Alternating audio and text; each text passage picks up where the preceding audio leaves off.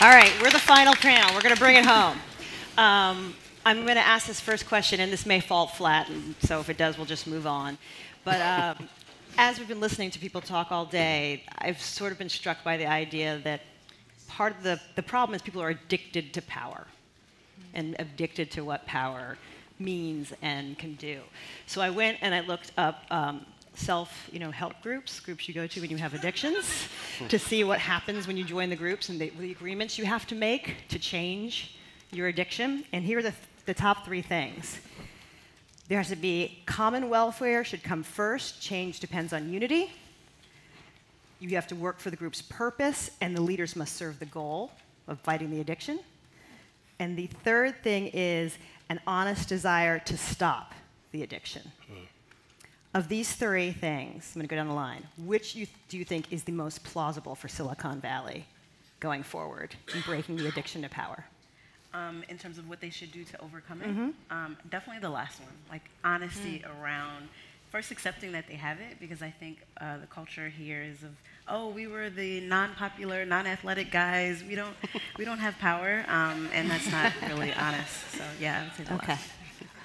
What do you think, Tom? I mean, I'm going to double down on the last one, but I also think the counterpoint to the last one is that I think it's the least likely to change. It's the one that's the hardest to make the actual flex towards it, but it's the easiest to spit platitudes around attempts and just sort of get caught in these loops around it. So I think the third is the most powerful, the most promising, and the probably least likely to happen. So how do we fix that? There's a delta. What do you think? Yeah, so I'm not going to be very creative. I agree. It's the last one. It's interesting. Okay. But I'll offer something different, which is I also don't think that we've actually created meaningful spaces for people to do exactly what Stephanie said, right? So we're kind of stuck in this outrage cycle right now where we think that just screaming at people in power will help them realize that they want a different future. And we're not actually painting this sort of idea or creating archetypes of what could be.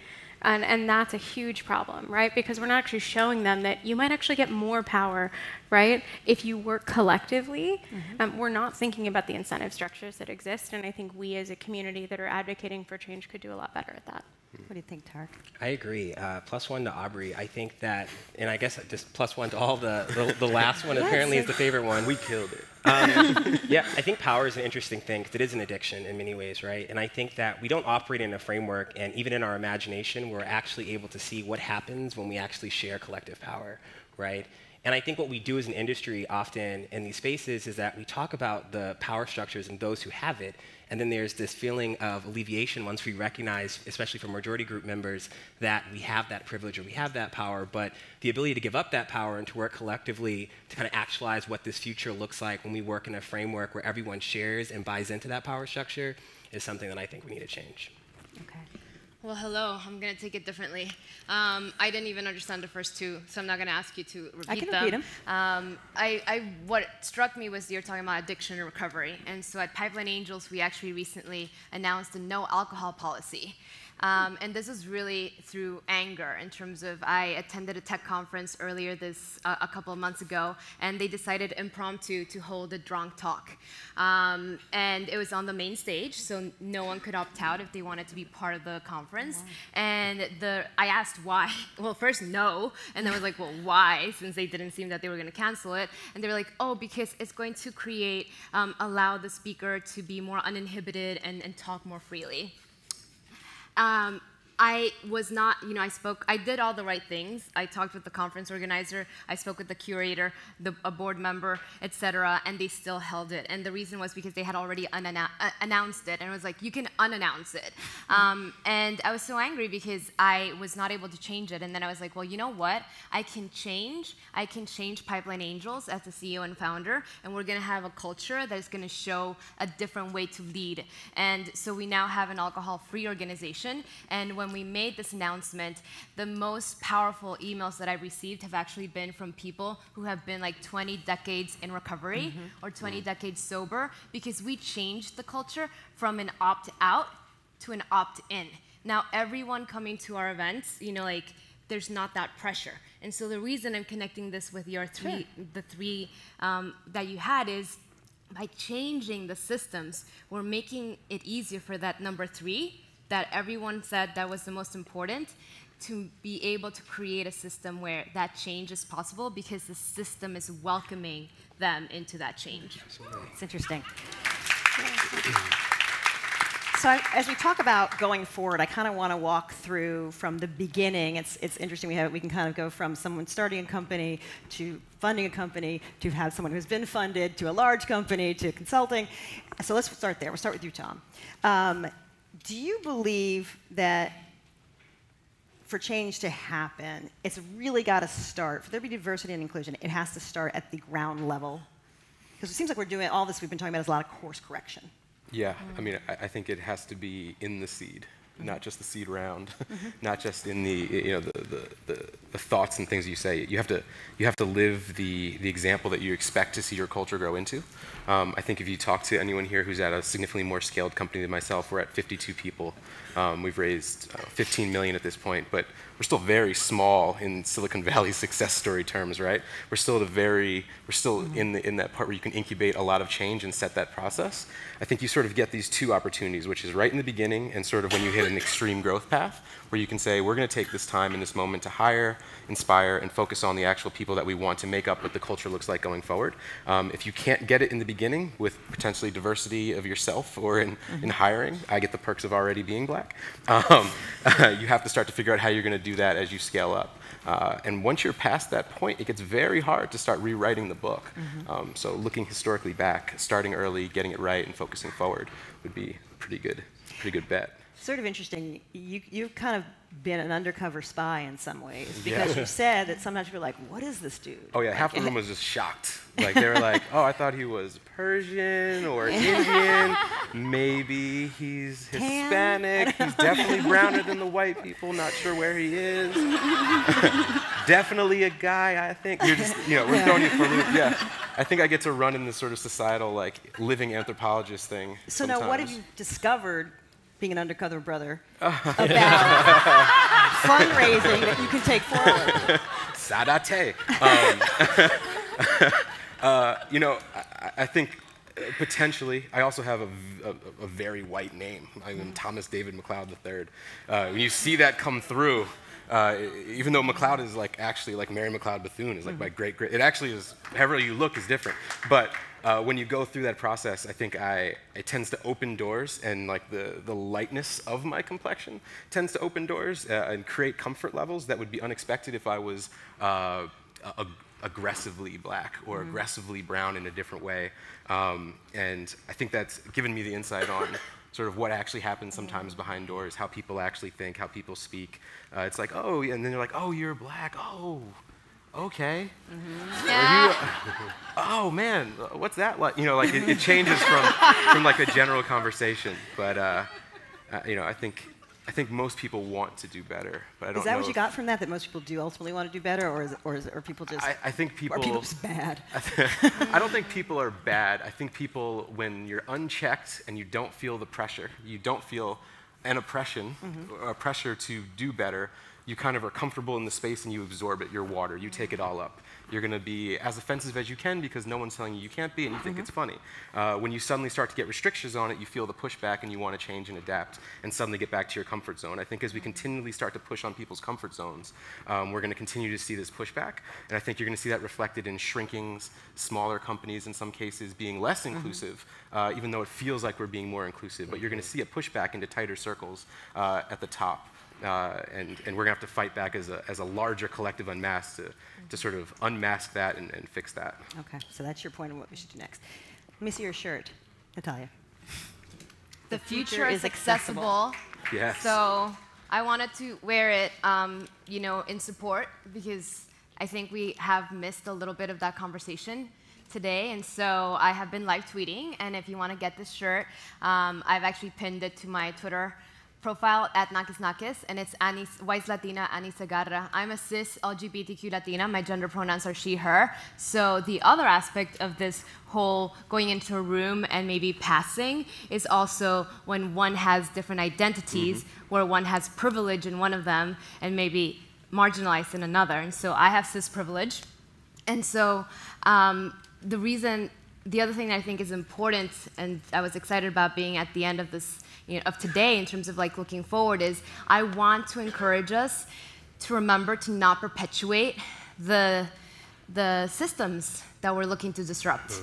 And I wanted to give you an example. I spoke at a tech conference. Have many of you have heard of tech inclusion? Awesome, right? It's great. They a few months ago they had a panel. It was in New York City, Silicon Harlem. Everyone on the panel was black. The 3 VCs on the panel were men, and the one moderator was an entrepreneur and was a woman. So we're talking about power. So everyone is black. The VCs with the power were all black men. The moderator, entrepreneur, was a black woman. And in the audience, a black woman entrepreneur asked the following question and said, well, how do we get in touch with you? What's the best way to get in touch with you? And the VCs on the panel said, well, a warm intro is the best. And it was amazing because that audience member followed up and said, well, how does that make you any different than all the white guy VCs there? And it was like, there was an aha moment, right? And so what we're doing, for example, what I'm hopeful for today and in terms of the goal for the panel is that we give you solutions, or at least ways or alternatives that we are tackling it. And so at Pipeline Angels, for example, if an entrepreneur meets me today and they're interested, they're searching for funding, they go to pipelineangels.com/pitch, and we have an application. If someone is checking out the live stream or is following on, through live Twitter, they have just as much chance to be reviewed by our members because everyone is going through there. So just some thoughts in terms of like how can we really think about processes and changing the processes so we can have more systemic change. Black women are the largest growing group of entrepreneurs. It's been an enormous uptick in the past 5 years, but that clearly hasn't hit Silicon Valley yet. What can Silicon Valley do to mimic what's happening in the rest of the business world? Well, disclaimer. So Pipeline Angels members invested in Blendoor 2 years ago. She's next. So it took, and so you on Google Demo Day this year, right? You're on the cover of The Atlantic this year. It took the status quo 2 years to realize what our members saw 2 years ago. And so I've started quoting Rihanna and saying, if we want to shine, if we want more voices to shine bright like a diamond, we need to invest in diamonds in the rough. So that's what we need to do. And what we're doing at Pipeline Angels, and something that we could model, across the board is, there was a very well-known white guy investor who, and you're like, which one? There's so many. And like in 2012, he was interviewed and he was asked, what do you look for when you invest? And he very simply said, someone like me. This was before pattern recognition, pattern matching became super trendy at terms, and I was actually interested in turning that concept on its head and saying, well, if we invest in what's familiar, if we invest in what looks like us, let's get more of us on the investing side, because we're probably going to be more open to investing in more of us on the startup side. And so I call our members, because the majority of them, it's the first time that they're making an angel investment through Pipeline Angels, are sharks in training, for Shark Tank reference. And this past year, our class of sharks in training, over 20% were black women, and over 14% were Latinas. And in terms of our, and in terms of our 40+ portfolio companies, over 12% are Latinas, over 20% are black women founders, over 26% are LGBTQ founders, and over 44% of them have a founder that's 40 years and older. Because, all of these we're talking about them in silos, and yet a lot of the founders are more than one of these identities. So that's the other important thing. Stephanie, let me bring you into the conversation. Let folks know what led you to Blendoor. Yeah, so... Because it's part of your personal story, too. Yeah, so I'm originally from the DC area. The reason why we ended up there is because my mom got pregnant, ended up homeless for a little bit, and had to move in with her sister. But as fate would have it, her sister was a computer scientist at the University of Maryland College Park. This is in 1984 when women represented about 37% of CS degrees. And so my first image of a programmer was someone who looked like me, not a white guy in hoodie and flip-flops. And I think that helped me overcome a lot of imposter syndrome. So the idea of being a diamond in the rough, I didn't even really know I was a diamond in the rough until I came to Silicon Valley. I thought, I'm a diamond. Yeah, I thought, I've been coding since I was 13. I was a full-stack developer by 15, AP computer science, got into Stanford, went on to Microsoft, and then quit to go to MIT. And about 6 months after graduating, I interviewed for an analytical lead position at a prominent Silicon Valley company. And I thought I went well, but they told me that I wasn't technical enough, but that I'd be better suited for a sales or marketing role.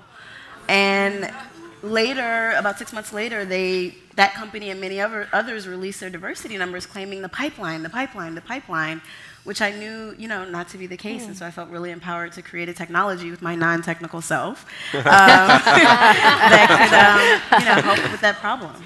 So for people who don't understand what Blendoor is. Yes. So we are building inclusive recruiting and people analytics tools to mitigate unconscious bias in hiring.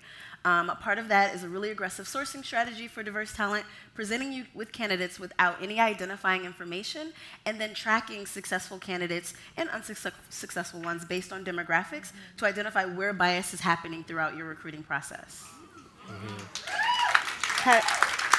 Have you seen patterns emerge, and what happens when you point out those patterns? Yeah, I mean, it's pretty consistent with what we're seeing in industry. Like, there's way more bias present in engineering disciplines than you may see in sales and marketing and legal. But the companies that are really deliberate about it, I think Kim mentioned earlier Intel, where they've put sort of a financial incentive or have a bit more accountability in place for managers, you see a much bigger impact. Into the reception in terms of being receptive to the data. But we're careful not to make it punitive, but in a way I think it does need to be more transparent, and so we're calling it like this credit score. Like, this is your unconscious bias credit score. If you really think you have a meritocracy, which clearly you don't, then let's put the numbers to the test and see what happens. All right. Tariq, Lyft has got a good story to tell. You guys you do have a good story to tell. What is the thing you're most proud of? I think for me, so shout out to the Green Lining Institute, because I see y'all out there in the audience. That's my alum organization. A graduate at the academy. And I think actually my starting at Green Lining and coming to the West Coast was, I think, where we started thinking about shaping our inclusion and diversity program at Lyft differently. So, anyone here a Lyft user? Yeah? Anyone use the other folks? No, I'm just kidding. You don't have to answer. It's okay. You can use both. It's fine. For us, when we're thinking about reimagining cities, right, like, we can't talk about changing transportation infrastructure unless we talk about the peoples and their experiences who live in those cities. And I think that's sometimes missing from the conversation. So when I think about all the diversity and inclusion practitioners in the world and the folks who are passionate about this work, we sometimes forget who we're doing diversity and inclusion for. Right? So oftentimes we're creating conversations and we're tracking data and we're trying to win this diversity game to compete with one another, right? To win this public discourse over who's going to be the best at recruiting underrepresented talent. But we don't think about everything else outside that box and what happens outside these walls, right? So I'm not doing diversity and inclusion, and Lyft isn't doing diversity and inclusion because we're interested in solely improving our bottom line, right? That's a byproduct of having and building diverse teams. For me, like, I'm thinking about jobs, right? I'm thinking about wealth building. I'm thinking about economic opportunity, right? I think Brian Stevenson says it best, in his book. We were just chatting about this in the back, Just Mercy, but he says, like, hope is the ability to, something along this, to position yourself in a hopeless place and bear witness, right?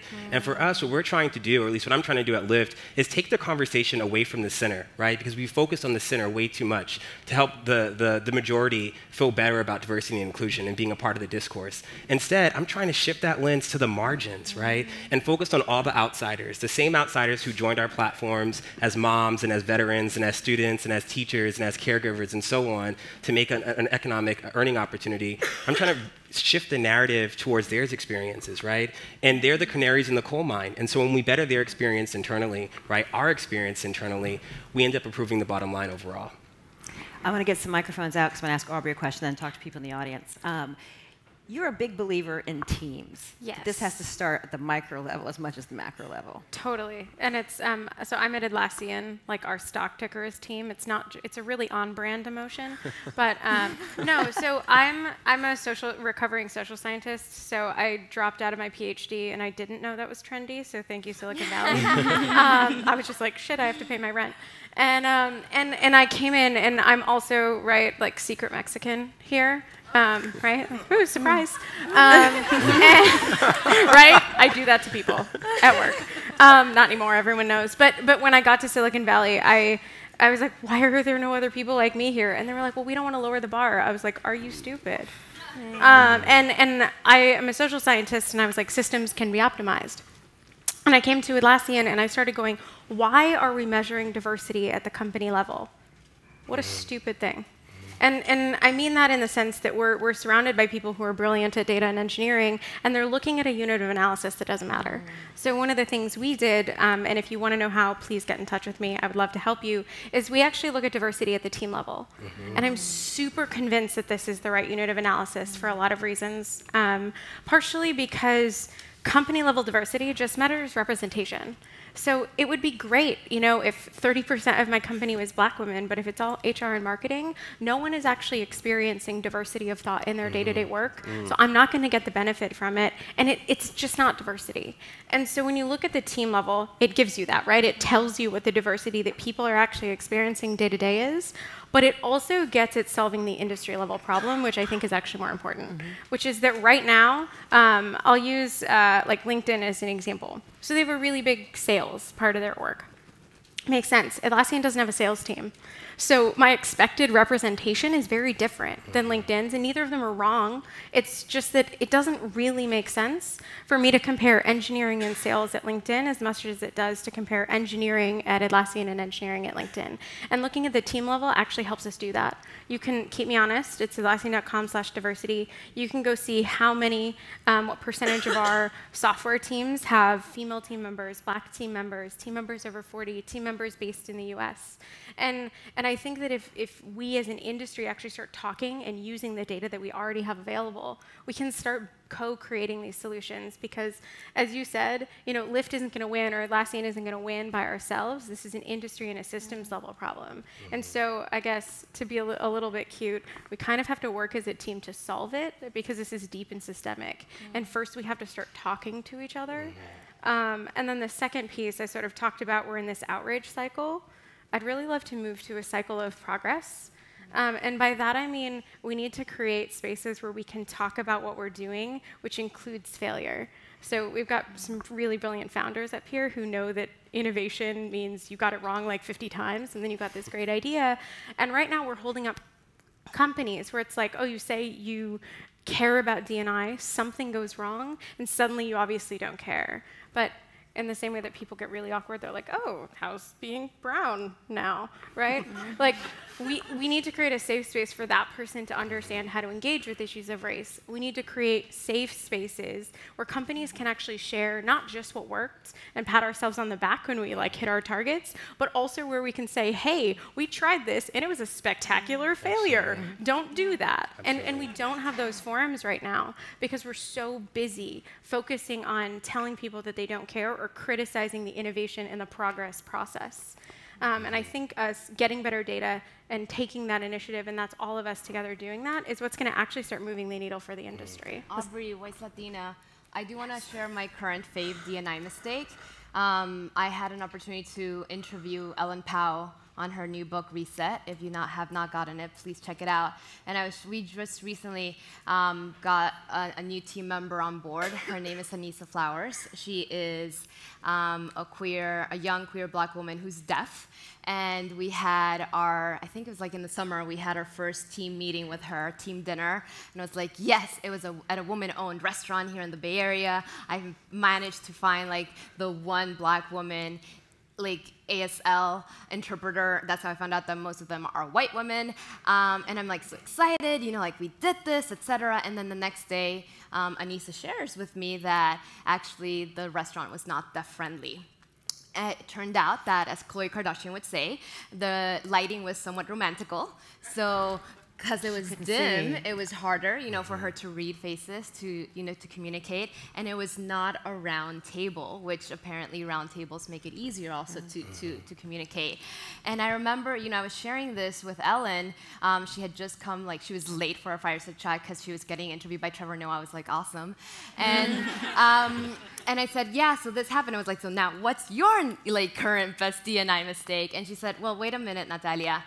She felt comfortable sharing with you that it had not been a deaf-friendly restaurant. And so the fact that you're creating a culture at Pipeline Angels where she felt she could tell you, how you could make it better is also part of the conversation, because she might not have felt comfortable even telling me about it. And so there's no way that that next team dinner, probably would have been romantical lighting again, right?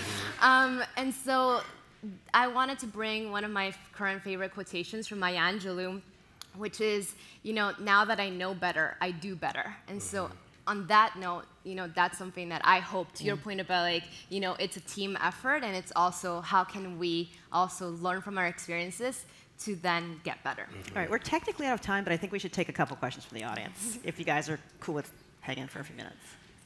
Who's got the mic? Hi, everyone. My name's Regina Walton, and I lead SF Tech for Good, which is a meetup here based in San Francisco. And we talk about how technology is being used for social change. So you can find us on Meetup, and I did send a tweet out. All right. My question is around being intentional, and I like what you have to say about honesty, because I was just at one of the big companies, and the first thing they told me was, oh, be yourself, da, da, da, da. Yeah. But I never really felt comfortable sharing the negative parts, and so I'm wondering, where does honest talk come into this when you're at an organization that's really steeped in groupthink and everyone's like, yay, we're the best, we're the best, we're the best, and then you don't feel comfortable talking about that, because I think that that's a real problem with solving this problem of feeling comfortable and being able to stay, right? Absolutely. Tariq, why don't you take that? Yeah, I think this is something that I hear often, and it drives me crazy in the industry. Everybody and their mama wants you to come to their organizations and be themselves, but I actually don't think they authentically always mean those things, right? Like, you don't want me from Boston or from Dorchester to show up and necessarily be my authentic self every day. Shout out to 857. In Oakland now, because I pay those taxes. But in all seriousness, I think that that's actually a challenge that we were just discussing collectively last evening, which is, one, it's being intentional. Two, it's actually really being authentic about whether or not being ourselves as underrepresented communities and as marginalized communities is actually a core value or if it's an aspirational value, right? And I think the other piece is truth-telling. And we don't do enough truth-telling. And that's the part that makes this work most heavy. Right? For a lot of practitioners and the folks who are on the stage, you're constantly negotiating this world with a sense of empathy, and as you should, because empathy is a gift, right? To be able to bear witness to what's happening in this world. But we don't do enough truth-telling about the historical trauma that our communities carry with them in these spaces. And, inclusion and diversity, we have to learn from our elders, right? Inclusion and diversity, we live in a valley where innovation is driving forward thinking, and we think that we have to be new and recreate and iterate and measure and recreate again. But the reality is that we're moving forward, but we're sometimes not acknowledging the historical trauma that our communities have faced, right? The very systems that shape the system we're operating in now are not new, they've just changed forms, right? And so what I always say to young people who are in a lot of pipeline organizations or folks who want to join the organization, because I was one of those brothers who came from a nonprofit and didn't know if he could be authentically himself when I showed up for that interview every day. When my mama raised me to talk about yes sir and no sir and yes ma'am and no ma'am, because there were intentional or unintentional consequences for not showing up in that space like that, and I'm sure y'all know what I mean, hashtag Black Lives Matter, right? But the reality is that we have to be better about companies and being authentic and being transparent on who we are, right? And measuring inclusion and being transparent about what that inclusion looks like. Because folks want to know that they're joining communities where they can actualize into who they're meant to be, right? Our people carry talent power in the same way we talk about in the economic justice world, buying power, right? We know our companies are competing for our talent, and so now we have the ability to choose where we want to go, and we want to join organizations that are going to help us grow and develop and get there. So I think it takes authenticity, but I also think it takes just telling the truth. And sometimes telling the truth in these spaces is heavy, but I think you can do it. And that's what we're doing at Lyft. It takes bravery, and also takes the willingness to not hear what you want to hear back. Yeah. Absolutely. And being all right with that. And it's a pipeline issue. I will tell you this. It's a truth-telling. It's a pipeline issue if what we're talking about is that the pipeline's clogged with mediocre white men. I think we have time for one more question from the audience. Do we have any more questions? Oh, in the back. Hi. Sorry. Hi, my name is Binta, and I'm an artist and founder of Guild, working on restoring Black craft and Black manufacturing in West Oakland. And I was really struck by all of your narrative. All of you spoke really well. I do want to say that I think we have to refrain in this inclusion and diversity debate from essentialism. And how does that essentialism show up? It shows up in terms like aggressively Black, which underneath it, it says that a dark-skinned person has different thoughts, angry thoughts, and a light-skinned Black person has calm, rational thoughts, or that a woman has nurturing thoughts. Like, these are things we need to make sure that we don't fall into those kinds of codes, because we're building data with this language, and we want to have new data. So my question to you is, what challenge have you given yourself in your institution or in your group to change the language and change how we talk about innovation? You want to start? Change the language. That's a really good question. I think for me, and just sort of building on what Natalia has been focusing on when it pertains to accessibility, I have made an intentional effort to understand what my privilege is, and I think that gives me more empathy to understand how people with privilege perceive me. And I think changing my frame of mind around that helps me to use better language and take better actions around not just how I'm treating people that have less privilege, but also how I'm building empathy to understand that if someone does say something like that offends me, I'm able to say, you know what, let's talk about that. Why do you think you should have used the word aggressive, and what would have been better, as opposed to being so attacking and making people feel that they have to be defensive around a lot of the words and language that we use. Anybody else? This may be a controversial opinion given my job title, but I hate the word diverse, right? You're like, it means Black people. It's like, no, it doesn't. One individual person can't be diverse. That's actually impossible. And so the thing that's just how math works. but one of the things that I've gotten away from is actually talking about, I'm not building a diverse team, I'm building a balanced team, or I'm building a normal team. Right? Because, and I think it's really important that we do that. I'm so in love, Arlen Hamilton, she doesn't talk about underrepresented founders, she talks about underestimated founders. And I'm I love her in general, but I love that. But this idea of diversity suddenly doesn't mean white people, or suddenly doesn't mean men, and that's also actively problematic, because we turn something that should be about us, getting back to the power structures you talked about earlier, into something that can be about we, right? So I can't tell you how many, honestly, white male, cisgender, Atlassian employees who are like, well, I'm not diverse. I'm like, well, that's because you're only one person. Don't feel bad about it. And they're like, well, I'm not a part of diversity. I'm like, are you human? And they're like, yeah. And they're like, are you excluding robots? I'm like, maybe. We'll talk about that later.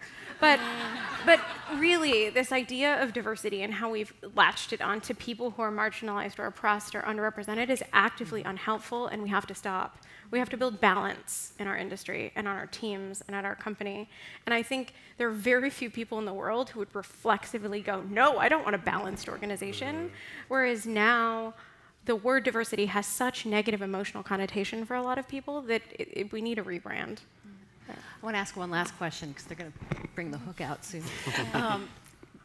If we don't get this right, if we don't fix this, and no, obviously it can't happen overnight, I think we all know that. But if we don't fix this, what are the bigger, larger societal implications? Are we talking about generational wealth? Are we talking about leaving a whole group of people behind? What do you think are the bigger implications if this doesn't go the right way? Anybody want to take that? I think, one, I definitely misspoke, and I just want to take ownership of that. I think the intent I was trying to say was more demonstrably, as in demonstrate blackness in terms of when I walk into a room, not necessarily an aggressive connotation around it. Second, I think you're dealing with challenges that are 400 years in the making, and we're attempting to accelerate change, especially in Silicon Valley, at the same speed that technology is moving, which is constantly leveling and accelerating at a pace that is outpacing our ability to keep up with change, and we will have generational losses in wealth. I mean, today, how many people in here own Bitcoin? I bet it's significantly lower than in other rooms in Silicon Valley right now that are significantly less diverse, right? There's whole groups of people who are missing out on new wealth and new opportunities and new different things. And if we don't start to get the message out as a team and as a group of people, I think we're going to miss out on the next cycle every single time because the cycles are spinning so quickly. Anybody else want to, for a last word? I had something more apocalyptic. I said, ultimately, we're looking at the fundamental irrelevance of the U.S. economy.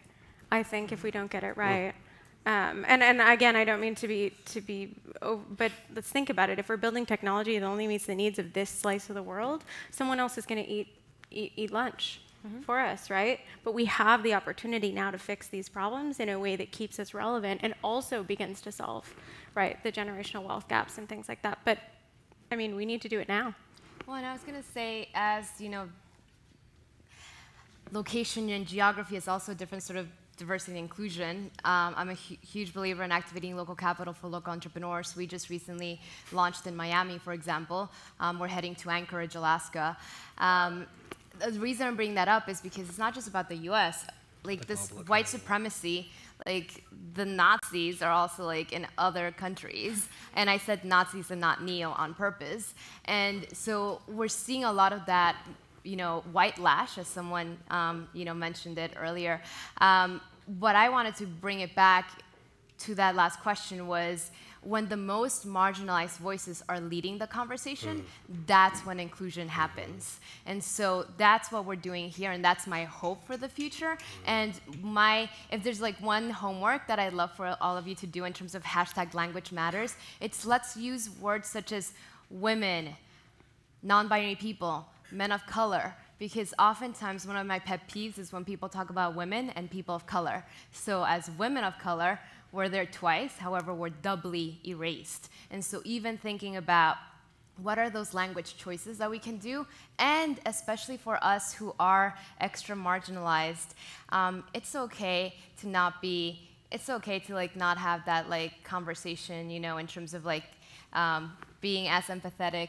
I'm just giving us, I'm gonna create a space, Stephanie, some of us have a little bit more, some of us are burned out, and so if anything, there's a lot of stuff happening out there for marginalized voices, and if you're feeling burned out, it's okay. Like, we don't have to feel like we always have to have the patience, and so I think Mimi Fox, I believe, who was like in an earlier panel, this whole sense that a lot of white people are feeling in terms of walking on eggshells, that's what so many of us experience on a daily life, and so we need to give ourselves also a break. We need to cut us some slack in terms of it's okay because, and for the white peeps in the room, if this is something that you can have those conversations with other white peeps, you can help us. You know, like I often say, like the guys could be calling out sexism, the white people can be calling out racism, the straight people can be calling out homophobia, the cis people can be calling out transphobia, and so like,